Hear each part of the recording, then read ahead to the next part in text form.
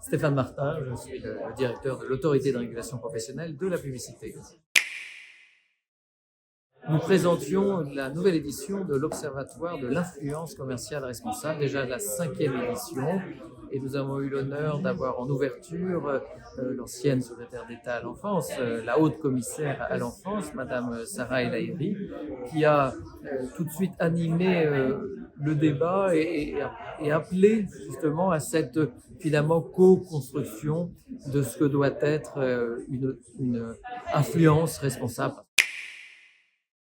C'est une matinée qui accueillait ensuite 2 tables rondes.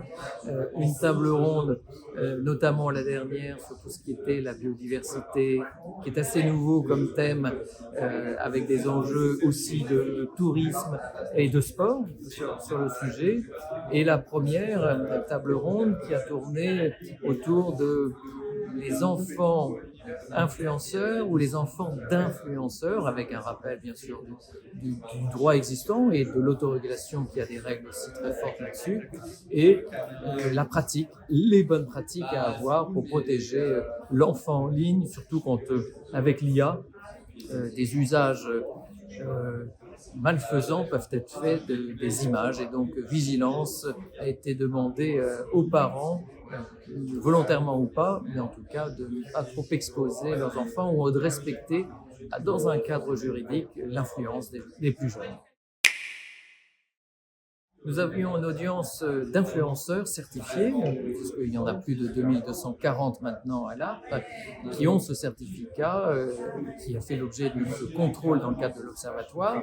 Et il y avait bien sûr l'écosystème autour de l'influence, bien sûr, de leurs agents, des agences, des conseils, des annonceurs étaient présents, ce qui constitue l'autorégulation aussi, puisque les plateformes étaient aussi présentes. Elles font toutes ces parties prenantes, les plateformes, les sociétés technologiques qui aident justement à développer cette IA qui nous permet d'augmenter le contrôle dans le cadre de l'Observatoire, sont réunis au sein d'un comité de suivi au sein de l'ARP. Les résultats montrent plusieurs tendances, même si on a évidemment changé la technologie qui va permettre en 2025 de regarder 400 000 contenus au lieu des 68 000 de l'année dernière, ce qui était déjà un gros volume. On peut se réjouir surtout du fait que les plus petits, moyens et grands influenceurs, c'est-à-dire ceux qui étaient vraiment les moins de 10 000 abonnés, jusqu'à 1 million d'abonnés, les plus d'1 million d'abonnés, ont maintenant des pratiques plutôt correctes de transparence dans les messages. Donc le message global, on a vu, puisqu'on est au 5e observatoire, le message global de cette transparence quand il y a collaboration commerciale est bien passé. La loi du 9 juin 2023 est venue compléter ce rappel à l'ordre. Et donc, satisfaction sur ce point.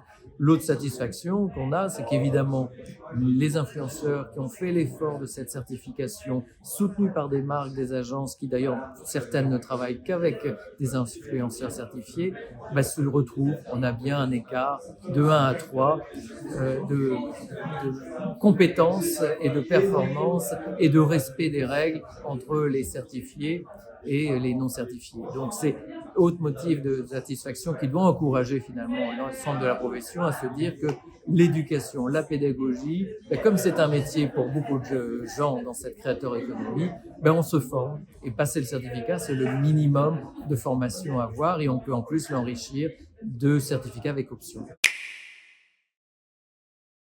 Les marques ont bien compris les enjeux de brand safety, comme elles disent, et les influenceurs ont aussi compris ces enjeux de confiance à maintenir avec leur communauté.